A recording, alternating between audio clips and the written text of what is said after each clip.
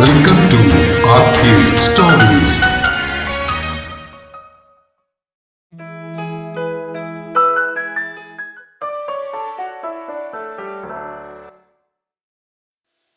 താളം ഭാഗം 37.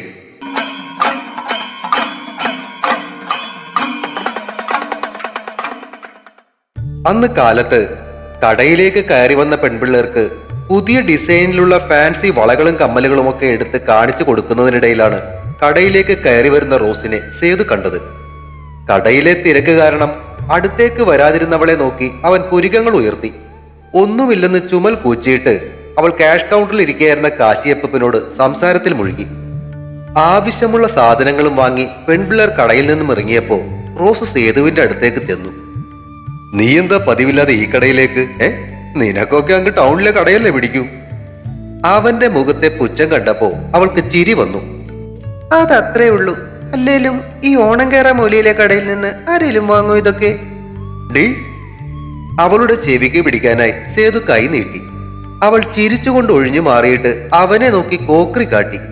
അവളുടെ ആ കളി കണ്ട് കാശിയപ്പൻ ചിരിച്ചു. നീ കാര്യം പറയ്, എന്താ പതിവില്ലാതെ കാലത്ത്?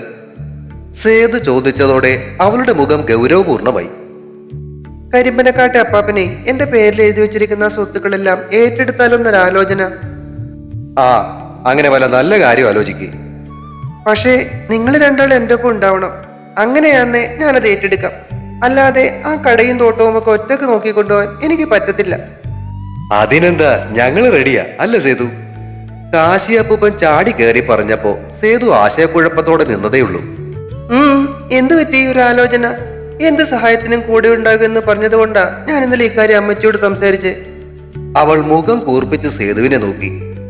ഇനിയിപ്പോ കാല് മാറിയാലുണ്ടല്ലോ. അത് മാത്രമല്ല, എനിക്കിട്ട് പണി തന്നവന്മാർക്കിട്ട് തിരിച്ചൊരു പണി കൊടുക്കണ്ടേ? പിന്നെ വേണം വേണം. കാശിയപ്പൻ തലയിളക്കി.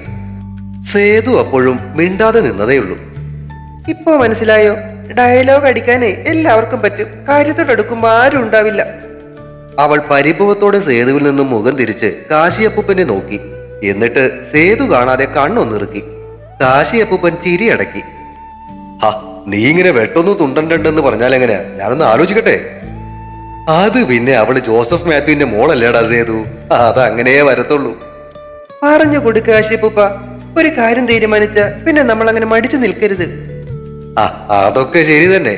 പക്ഷെ നിന്റെ ബിസിനസിന്റെ കാര്യം നോക്കാൻ നിന്നാലേ പിന്നെ എന്റെ ഈ കടയുടെ ഗതി എന്താവും? ഓ പിന്നെ, ഈ ഉണക്ക കടയുടെ കാര്യമല്ലേ, അതിപ്പോ നിങ്ങളില്ലേലും അങ്ങ് നടന്നോളും ഇല്ലേ കാശിയപ്പൂപ്പ? ഇവളെ ഇന്ന് ഞാൻ.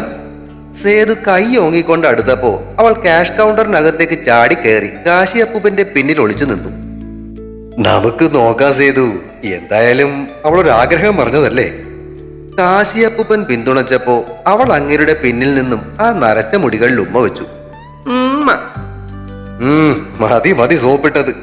കുലുങ്ങി ചിരിച്ചുകൊണ്ട് കാശിയപ്പൂപ്പൻ അവളെ വലിച്ച് മുന്നിലേക്ക് നിർത്തി.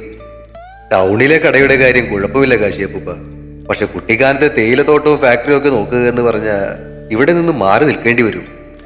ചിന്താഭാരത്തോടെ സേതു കാശിയപ്പനെ നോക്കി. എന്തിനാ അവിടെ പോയി നിൽക്കണേ? ഇവിടുന്ന് 2-2.5 മണിക്കൂർ യാത്രയിലേ ഉള്ളൂ. നമുക്ക് ഇടയ്ക്ക് പോയി നോക്കിയാ പോരെ? സ്റ്റീഫൻ വല്യപ്പനും സേവിച്ചതിനും ഒക്കെ ആയിരിക്കും അതൊക്കെ ഇത്രയും നാളും നോക്കിയിരുന്നേ. എന്നാലും അപ്പാപ്പന്റെ വിശ്വസ്തരായ ആരെങ്കിലും ഒക്കെ അവിടെ ഉണ്ടാകുമല്ലോ. അത് ആ വക്കീലിനും അറിയാൻ സാധിച്ചേക്കും. അങ്ങനെയുള്ളവരെ കണ്ടുപിടിച്ച് അവരെ നമുക്കങ്ങ് പ്രമോട്ട് ചെയ്യാം. വല്യപ്പന്റെയും സേവിച്ചിന്റെയും ശിങ്കടികളൊക്കെ പറഞ്ഞു വിടണം. എന്നിട്ടും പറ്റിയില്ലേ, പുതിയ മാനേജറെ തന്നെ നമുക്കങ്ങ് നിയോഗിക്കാം. പിന്നെ പോകാനും വരാനും ഒക്കെ ഒരു കാറ് വാങ്ങാം. ഡ്രൈവറെയും ഞാൻ അപ്പോയിന്റ് ചെയ്ത് കഴിഞ്ഞു. അതാരി? കാശിയപ്പൻ ചോദിച്ചു. സേതു അവളുടെ പദ്ധതികൾ കേട്ട് മിഴിച്ചു നിൽക്കുകയായിരുന്നു. ആ ഉപകാരി തെണ്ടിയുടെ പറഞ്ഞു വന്നത് പെട്ടെന്ന് നിർത്തിയിട്ട് അവൾ നാക്ക് കടിച്ചു. ഉപകാരി തെണ്ടിയോ? സേതുവിന്റെ ചോദ്യം കേട്ട് അവൾ ഒന്ന് ഇളിച്ചു കാട്ടി. ആരാടിയത്? സേതു കണ്ണുരുട്ടി. വേറെ ആരുമല്ല. ചിറി കോട്ടിയിട്ട് അവൾ പറഞ്ഞു.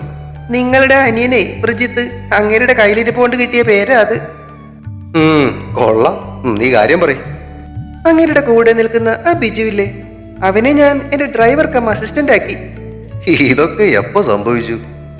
അവൾ രണ്ടുപേരെയും നോക്കി ഞെളിഞ്ഞു നിന്ന് ചിരിച്ചു. ദേ ഇന്ന് കാലത്ത് അവിടെ കടയിൽ പോയപ്പോ അവനോട് സംസാരിച്ച് ഉറപ്പിച്ചിട്ടാ ഞാൻ പോന്നേ. കാശിയപ്പൻ ഉറക്കെ പൊട്ടിച്ചിരിച്ചു. ഇവൾ ആ ജോസഫിന്റെ മോള് തന്നെയാ കേട്ടോ, ഒരു സംശയവും വേണ്ട. റോസ് അത് കേട്ട് ചുരിദാറിന്റെ കോളർ ഒന്ന് പൊക്കി. ഇന്നലെ രാത്രി ഉറങ്ങാതെ കിടന്ന് ആലോചിച്ചുണ്ടാക്കിയെടുത്തതാണേ. കൊള്ളാം. എന്തായാലും ഞാനൊന്ന് ആലോചിക്കട്ടെ. സേതു പറഞ്ഞത് കേട്ട് അവൾ കാശിയപ്പനെ നോക്കി തിണുങ്ങി. കണ്ടോ കാശിയപ്പൂപ്പ? എടി കൊച്ചെ, ഞാൻ ആലോചിക്കട്ടെ എന്ന് പറഞ്ഞത് എങ്ങനെ വേണമെന്ന് ആലോചിക്കട്ടെ എന്നാ, അല്ലാതെ പറ്റില്ല എന്നല്ല. അതോടെ അവളുടെ മുഖം തെളിഞ്ഞു. ആ അത് മതി. സേതുവേട്ടന്റെ ആ കൂട്ടുകാരനില്ലേ ശിവനന്ദൻ, ആവശ്യമുണ്ടേ അയാളുടെ സഹായം തേടാലോ. നോക്കാം. അല്ല, നീ ഇന്ന് യാമിയോടൊപ്പം കല്യാണ ഡ്രസ് എടുക്കാൻ പോകുന്നില്ലേ? ഉണ്ട്. വീട്ടിൽ ചെന്നിട്ട് വേണം അമ്മച്ചിയും കൂട്ടിക്കൊണ്ടുപോവാൻ. അമ്മച്ചിക്ക് ഒരു സാരി എടുക്കണം. ഇല്ല, ആ പഴയ സാരി തന്നെ എടുത്തു കൊടുത്ത് കളയുന്നേ. എന്നിട്ടാണോ ഇവിടെ ഇങ്ങനെ സംസാരിച്ചുകൊണ്ടിരിക്കുന്നേ? മണി ഇപ്പൊ തന്നെ 10 കഴിഞ്ഞ്. പോകാൻ നോക്കിയേ. ശരി ശരി, ഞാൻ ഇറങ്ങുക. കാശിയപ്പൂപ്പ പോയിട്ട് വരാട്ടോ. അവൾ കൈ വീശിക്കൊണ്ട് പുറത്തേക്ക് ഇറങ്ങി സ്കൂട്ടറിൽ കയറി. അതെ, വല്ല കാര്യം ഉണ്ടായിരുന്നോ സേതുവേട്ട? ഞങ്ങളുടെ യാമി കൊച്ചിനെ തന്നെ അങ്ങ് കെട്ടിയാ പോരായിരുന്നോ? പോയില്ലേ മോനെ? ഓടി ഓടി. കടയിൽ നിന്നും അവൻ മീശ വിരിച്ചപ്പോ അവൾ അവനെ നോക്കി മുഖം വീർപ്പിച്ച് കാട്ടി. മോളെ, സൂക്ഷിച്ചു പോണേ, കാശിയപ്പൻ വിളിച്ചു പറഞ്ഞു. ഓ, അത്രേ ഉള്ളൂ. അടുത്ത നിമിഷം ആ കൈനറ്റിക് ഹോണ്ട അവിടെ നിന്നും പൊടി പറത്തിക്കൊണ്ട് പാഞ്ഞു. വീട്ടിൽ ചെന്ന് കയറുമ്പോ അമ്മച്ചി തയ്ക്കുകയായിരുന്നു. ആഹാ, അമ്മച്ചി ഇതുവരെ റെഡിയായില്ലേ? റോസ് മുഖം ചൊളിച്ചു. ഞാൻ പറഞ്ഞതല്ലേ അമ്മച്ചി റെഡിയായി നിൽക്കണമെന്ന്. ഇതിപ്പോ തീരുടി കൊച്ചെ. നാളെ കാലത്ത് ആ കാർത്തൂന് കൊടുക്കാനുള്ളതാ. ആർക്ക് കൊടുക്കാൻ അന്നേലും ശരി, ഇനി വന്നിട്ട് തയ്ക്കാം. എഴുന്നേറ്റ്. അവൾ കയ്യിൽ പിടിച്ചു വലിച്ചതോടെ ട്രീസാമ എഴുന്നേറ്റു. ഇവളുടെ ഒരു കാര്യം. അവർ തല കുരുക്കി ചിരിച്ചുകൊണ്ട് പറഞ്ഞു. ചെല്ലി, വേഗം ചെന്ന് റെഡിയായിക്കേ. അവൾ അമ്മച്ചിയെ ഉന്തി തള്ളി മുറിയിലാക്കി. എനിക്ക് ആ മജന്ത സാരി തന്നെ മതിയായിരുന്നു. വാതിലിൽ പിടിച്ചു നിന്നുകൊണ്ട് ട്രീസാമ പിന്നെയും മടി പറഞ്ഞു. ഏത്? അന്ന് രമേശേട്ടന്റെ കല്യാണത്തിനിട്ടതോ? ഒന്ന് പോയേ. എവിടെ പോയാലും ആ ഒരു സാരി തന്നെയുണ്ട്. അമ്മച്ചി വേഗം റെഡിയാകാൻ നോക്കി. ഇതേ നല്ല ഒന്നാന്തരം കടയാ, നമ്മുടെ വൃഷ്ടി ജോലിക്ക് പോകുന്ന കട, പുതുശ്ശേരി ടെക്സ്റ്റൈൽസ്. ആ പേര് കേട്ടതും വാതിലടക്കുകയായിരുന്ന ട്രീസാമ്മ അത് വീണ്ടും തുറന്ന് അവളെ നോക്കി. ആ കടയുടെ പേരെന്തോന്നാ നീ പറഞ്ഞേ? പുതുശ്ശേരി ടെക്സ്റ്റൈൽസ്. എന്റെ അമ്മച്ചി, ഇത് അമ്മച്ചിയുടെ വീട്ടുകാരുടെ കടയൊന്നുമല്ല. ആ കടയുടെ പേര് കേട്ടപ്പോ ഞാനും ഇത് വൃഷ്ടിയോട് ചോദിച്ചതാ. ശിവനന്ദൻ എന്നാ ആ കടയുടെ ഓണറുടെ പേര്. സേതുവേട്ടന്റെ കൂട്ടുകാരനാ ആള്. അവൾ അത് പറഞ്ഞെങ്കിലും വാതിലടക്കുമ്പോ ട്രീസാമ്മയുടെ മുഖം ചിന്തകളാൽ ചൊളിഞ്ഞിരുന്നു. പുതുശ്ശേരി ടെക്സ്റ്റൈൽസിന്റെ മുന്നിൽ കൊണ്ടുപോയി സ്കൂട്ടർ നിർത്തിയപ്പോ സെക്യൂരിറ്റിക്കാരൻ അടുത്തേക്ക് വന്നു. മാഡം, സ്കൂട്ടർ റോഡിനപ്പുറത്തുള്ള പാർക്കിങ്ങിലേക്ക് ഒന്ന് വെച്ചേക്കട്ടോ. ഇന്ന് 2 കല്യാണ പാർട്ടികൾ ഡ്രസ് എടുക്കാൻ വന്നിട്ടുണ്ട്. ഇവിടെ പാർക്കിംഗ് ഫുള്ളാണേ. അയാൾ പറഞ്ഞത് കേട്ട് ആദ്യം ഒന്ന് മുഖം ചുളിഞ്ഞെങ്കിലും അവൾ ചിരിച്ചുകൊണ്ട് തന്നെ പറഞ്ഞു, ശരി ചേട്ടാ. ട്രീസാമ്മ സ്കൂട്ടറിന് പിറകിലിരുന്ന് ആ വലിയ തുണിക്കടയുടെ പേര് എഴുതിയിരിക്കുന്നത് ശ്രദ്ധിക്കുകയായിരുന്നു. അമ്മച്ചി എന്നാ ഇവിടെ ഇറങ്ങിക്കോ, ഞാനേ സ്കൂട്ടർ അപ്പുറം കൊണ്ട് വെച്ചും വരാം.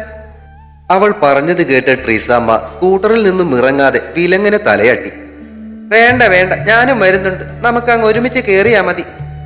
അമ്മച്ചിയുടെ അനാവശ്യമായ പിടിവാശിക്ക് മുന്നിൽ മുഖം ചുളിച്ചെങ്കിലും കൂടുതലൊന്നും പറയാതെ അവൾ സ്കൂട്ടർ റോഡിന്റെ മറുവശത്തേക്ക് എടുത്തു.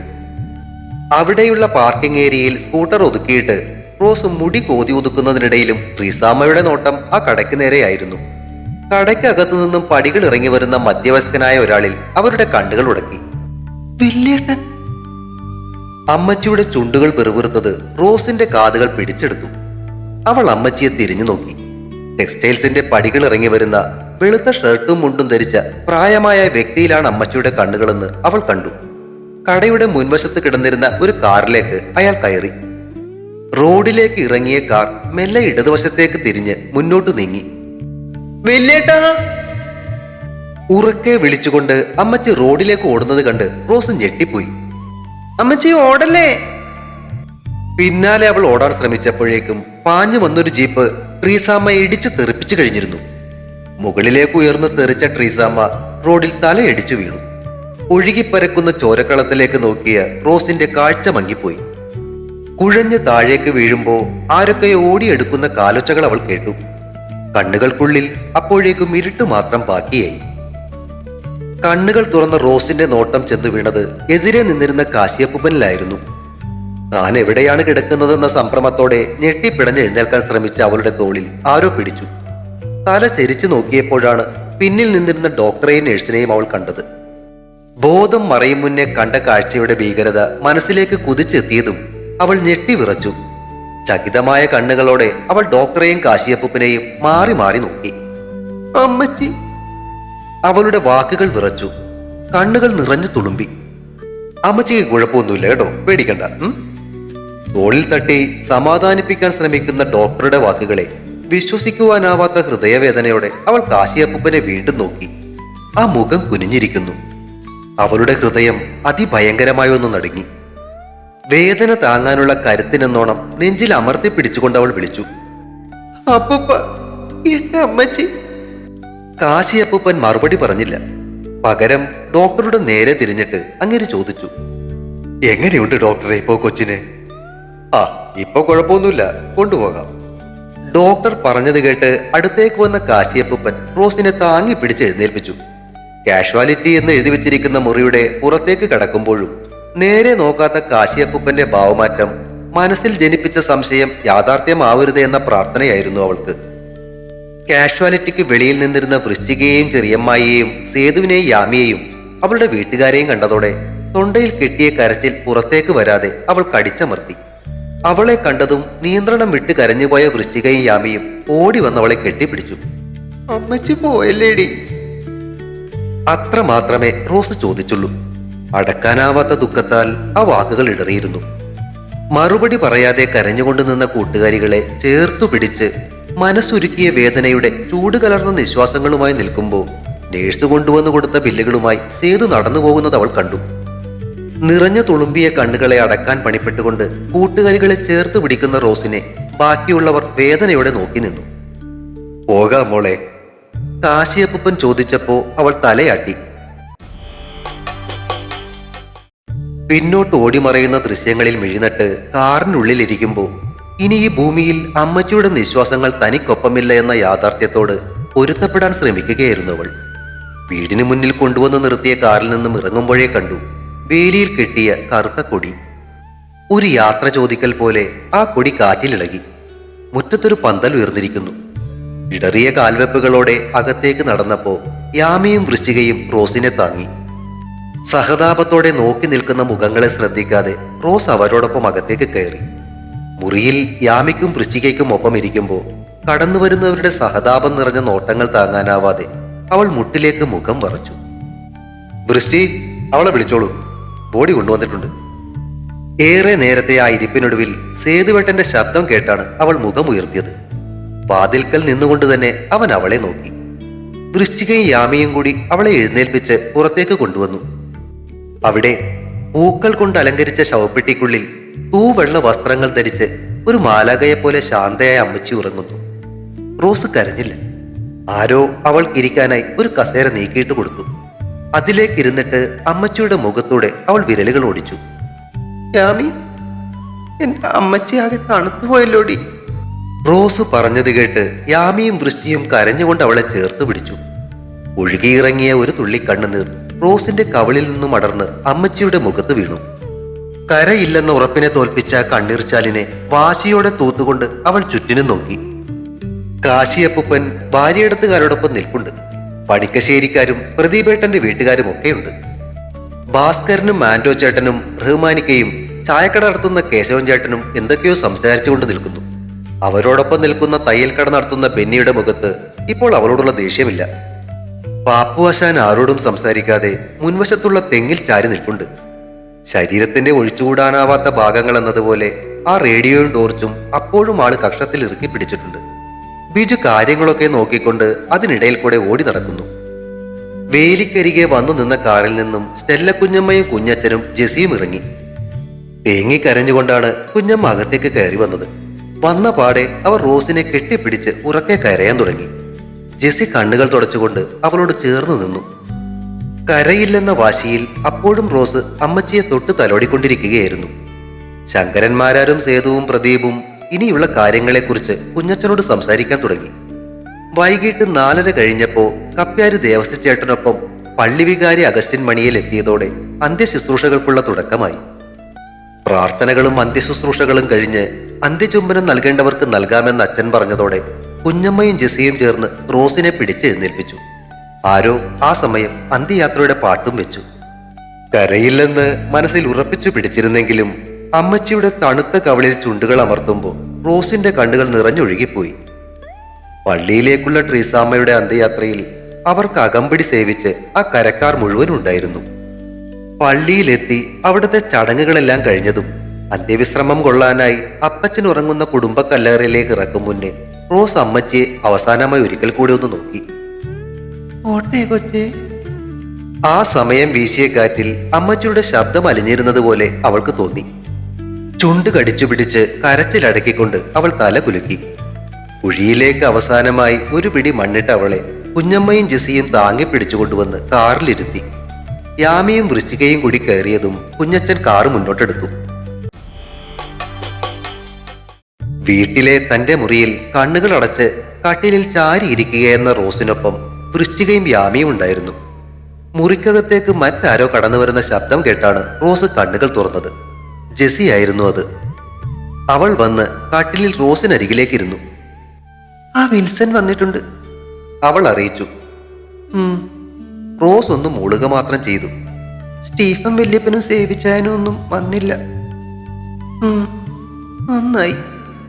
വല്യമ്മ പെട്ടെന്ന് റോഡ് ക്രോസ് ചെയ്ത് കൊണ്ടാ വണ്ടി ഇടിച്ചതെന്നാ ആ ജീപ്പിന്റെ ഡ്രൈവർ പറഞ്ഞത്. അയാളെ അറസ്റ്റ് ചെയ്തെങ്കിലും ജാമ്യത്തിൽ വിട്ടെന്ന് വക്കീല് പറഞ്ഞു. ചേച്ചിയെ ഞങ്ങൾ വീട്ടിലേക്ക് കൊണ്ടുപോവുക, അവിടെ അമ്മച്ചി എല്ലാവരോടും പറയുന്നുണ്ട്. അത് കേട്ട് യാമിയുടെയും വൃശ്ചികയുടെയും കൈകൾ റോസിന്റെ കയ്യിൽ മുറുകി. അവരുടെ പിടുത്തം വിടുവിച്ചിട്ട് അവൾ എഴുന്നേറ്റു. അടുക്കളയിലേക്ക് ചെന്ന അവൾ ടാപ്പ് തുറന്ന് മുഖമൊന്ന് കഴുകിയിട്ട് അഴയിൽ നിന്നും തോർത്തെടുത്ത് തുടച്ചു. മുടി പിന്നിലേക്ക് വാരിക്കെട്ടിക്കൊണ്ട് ഉമ്മറത്തേക്ക് നടക്കാൻ തുടങ്ങിയപ്പോഴാണ് അമ്മച്ചി പകുതിക്ക് വെച്ചിട്ട് പോയ ബ്ലൗസ് തയ്യൽ മെഷീനിൽ ഇരിക്കുന്നത് അവൾ കണ്ടത്. കാര്യം പറയാതെ തയ്യൽ മെഷീനിലേക്ക് കയറിയിരുന്നിട്ട് ബ്ലൗസ് തയ്ക്കാൻ തുടങ്ങിയവളെ കണ്ട് യാമിയും വൃശ്ചികയും പരസ്പരം നോക്കി. ചേച്ചി ഇത് എന്നായി കാണിക്കുന്നേ, എഴുന്നേറ്റേ. ജെസി അവളെ പിടിച്ചെഴുന്നേൽപ്പിക്കാൻ ശ്രമിച്ചു. ഇതാ കാർത്തു ചേച്ചിക്ക് അത്യാവശ്യമായിട്ട് കൊടുക്കാനുള്ളതാ മോളെ. അമ്മച്ചി ഇത് തയ്ച്ചോണ്ടിരിക്കുകയായിരുന്നു, ഞാനാ നിർബന്ധിച്ച് കൂട്ടിക്കൊണ്ടുപോയേ. ഇല്ലായിരുന്നേ അമ്മച്ചി ഇപ്പോഴും കൂടെ ഉണ്ടായിരുന്നേനെ. ഇടറുന്ന വാക്കുകൾ പെറുക്കി വെച്ചുകൊണ്ട് അവൾ പറഞ്ഞുകൊണ്ടിരുന്നു. യാമിയും വൃശ്ചികയും കണ്ണുകൾ തുടച്ചു. ജെസി ധൃതി പിടിച്ച് പുറത്തേക്ക് നടന്നു. തിരികെ വന്നപ്പോ അവൾക്കൊപ്പം കുഞ്ഞമ്മയും കാശിയപ്പനും ഉണ്ടായിരുന്നു. ഇതെന്തോന്നാ മോളെ നീ കാട്ടുന്നേ, അതവിടെ വെച്ചേച്ചു എഴുന്നേറ്റെ. കുഞ്ഞമ്മ വന്ന് കയ്യിൽ പിടിച്ചതോടെ അവൾ തയ്യൽ നിർത്തി കുഞ്ഞമ്മയെ നോക്കി. അപ്പോഴാണ് കൂടെ നിൽക്കുന്ന കാശിയപ്പനെ അവൾ കണ്ടത്. അപ്പൂപ്പൻ പറഞ്ഞതുപോലെ ഞാനിപ്പോ ഒറ്റക്കായിട്ടോ. ഇനിയൊന്ന് നടന്നു നോക്കണം, കരുത്തുണ്ടാവുമെന്ന് നോക്കാമല്ലോ. ചിരിയാണോ കരച്ചിലാണോ എന്ന് വേർതിരിച്ചറിയാനാവാത്തൊരു ഭാവത്തിൽ അവളുടെ ചുണ്ടുകൾ വിടർന്നു. അടുത്തേക്ക് ചെന്ന കാശിയപ്പൂപ്പൻ അവളെ ചേർത്തു പിടിച്ചു. കസേരയിൽ ഇരുന്നു കൊണ്ട് തന്നെ അപ്പൂപ്പനെ വട്ടം കെട്ടിപ്പിടിച്ച് അവൾ ഉറക്കെ കരഞ്ഞു. എനിക്ക് പറ്റുന്നില്ല അപ്പൂപ്പ. കണ്ടു നിന്നവരും കരച്ചിലായതോടെ പുറത്തുണ്ടായിരുന്നവരെല്ലാം അകത്തെ മുറിയിലേക്ക് കടന്നു വന്നു. റോസ് കണ്ണുകൾ തുടച്ചിട്ട് അവരെ നോക്കി. സേതുവേട്ടനും ശങ്കരന്മാരാരും ചെറിയമ്മായും ചെറിയമ്മാവനും യാമിയുടെ വീട്ടുകാരും പ്രദീപിന്റെ വീട്ടുകാരും ഒക്കെയുണ്ട്, കൂട്ടത്തിൽ വിൽസനും. നിങ്ങളാരും പോയില്ലേ? അടഞ്ഞ ശബ്ദത്തിൽ റോസ് ചോദിച്ചു. ബാക്കി എല്ലാവരും പോയി, ഇനി ഞങ്ങള് മാത്രമേ ഉള്ളൂ. മോളുടെ കാര്യം ഇനി എന്തു വേണമെന്നൊരു ആലോചനയിലായിരുന്നു ഞങ്ങള്. ശങ്കരന്മാരാർ പറഞ്ഞത് കേട്ട് റോസിന്റെ മുഖം ചുളിഞ്ഞു. എന്റെ കാര്യോർത്ത് ആരും വിഷമിക്കണ്ട. അപ്പച്ചനും അമ്മച്ചിയുള്ള വീട് വിട്ട് ഞാൻ എങ്ങോട്ടും പോകാൻ ഉദ്ദേശിക്കുന്നില്ല. അല്പനേരത്തേക്ക് അവിടെ നിശബ്ദമായി. മോൾ അങ്ങനെ ധൃതി പിടിച്ചൊരു തീരുമാനമൊന്നും എടുക്കണ്ട, സാവധാനം ആലോചിച്ചു മതി. കുഞ്ഞമ്മ പറഞ്ഞപ്പോ അവൾ മുഖം ചരിച്ച് കുഞ്ഞമ്മയെ നോക്കി. ഈ കാര്യത്തില് എനിക്ക് പ്രത്യേകിച്ച് ആലോചിക്കാനൊന്നുമില്ല കുഞ്ഞമ്മ. ഇവിടെ നിന്ന് എങ്ങോട്ടേലും പോയാ എനിക്ക് ശ്വാസം മുട്ടും. മോൾ ഇവിടെ നിന്ന് എങ്ങോട്ടും പോകണ്ട, ഇവിടെ തന്നെ നിന്നാ മതി. ഞങ്ങളൊക്കെ ഇവിടെ തന്നെ ഉണ്ടല്ലോ. കാശിയപ്പൂപ്പൻ പറഞ്ഞത് കേട്ട് അവൾ തല കുലുക്കി. അതെ, അത് മതി. എന്താവശ്യമുണ്ടേലും തൊട്ടടുത്ത് തന്നെ ഞങ്ങളൊക്കെ ഇല്ലേ. ചെറിയമ്മായി കാശിയപ്പൂപ്പനെ പിന്തുണച്ച് സംസാരിച്ചപ്പോ വേറൊന്നും പറയാനില്ലാതെ ബാക്കിയുള്ളവർ നിന്നു. കാര്യമറിഞ്ഞപ്പോ അല്പം വൈകിപ്പോയി. അത് ആ സമയത്തിന് എത്താൻ കഴിയാതിരുന്ന കേട്ടോ. വിൽസൺ പറഞ്ഞത് കേട്ട് അവൾ ചിരിച്ചെന്ന് വരുത്തി. സാരയില്ല, വന്നല്ലോ. ഒറ്റയ്ക്കായിപ്പോയെന്ന വിചാരമൊന്നും വേണ്ട. എന്താവശ്യത്തിനും ഞങ്ങളൊക്കെ ഉണ്ടാകും കേട്ടോ. വിൽസൺ കൂട്ടിച്ചേർത്തപ്പോ അവൾ വീണ്ടും തല കുലുക്കി. അപ്പോഴാണ് വാതിൽക്കലേക്ക് വന്ന ബിജുവിനെ അവൾ കണ്ടത്. നീ പോയില്ലായിരുന്നോടാ ചക്ക? അവൾ ചോദിച്ചു. ഞാൻ മാത്രമല്ല, വേറൊരാൾ കൂടി ഉണ്ട്. അവൻ പറഞ്ഞത് കേട്ട് എല്ലാവരുടെയും നോട്ടം അവന്റെ നേർക്കായി. ആരാടാ? സേതു ചോദിച്ചു. ദാ വന്നു നോക്ക്.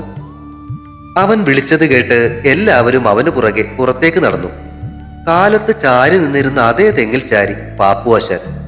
കാലത്തേതിൽ നിന്നും വ്യത്യസ്തമായി ആൾക്കിപ്പോ ചെറിയ ആട്ടവുമുണ്ട്. ഇത്രയും നേരം ഉണ്ടായിരുന്നില്ലെന്നേ, ദേ ഇപ്പൊ ഒന്ന് കയറിയതാ, ബിജു പറഞ്ഞു. ആശാനെ, വീട്ടിൽ പോകുന്നില്ലേ? പരാന്തയിൽ നിന്നും സേതു വിളിച്ചു ചോദിച്ചപ്പോ ചെറിയൊരു ആട്ടത്തോടെ ആശാൻ നടന്നു വന്ന് ഉമ്മറത്തെ പടിയിലേക്കിരുന്നു. കൊച്ചിനെ ഒറ്റയ്ക്ക് ആക്കിയച്ചും എങ്ങനെയാ പോണേ? നളിനിക്ക് അത് പിടിക്കത്തില്ലെന്നേ. ആരെയും നോക്കാതെ അതും പറഞ്ഞിട്ട് ആശാൻ റേഡിയോയുടെ ബാൻഡിന്റെ നോബിൽ പിടിച്ച് വെറുതെ തിരിച്ചുകൊണ്ടിരുന്നു. തുടരും. താളം അടുത്ത ഭാഗം ഉടൻ പ്രതീക്ഷിക്കുക. സബ്സ്ക്രൈബ് ചെയ്യാത്തവരുണ്ടെങ്കിൽ ദയവായി സബ്സ്ക്രൈബ് ചെയ്ത് സപ്പോർട്ട് ചെയ്യണേ. കഥയ്ക്ക് അഭിപ്രായങ്ങൾ പറയുന്നതിനൊപ്പം കഥയുടെ ലിങ്ക് കഴിയുന്നവർക്കൊക്കെ ഒന്ന് ഷെയർ ചെയ്തും കൂടെ കൊടുത്തേക്കണേ. താങ്ക്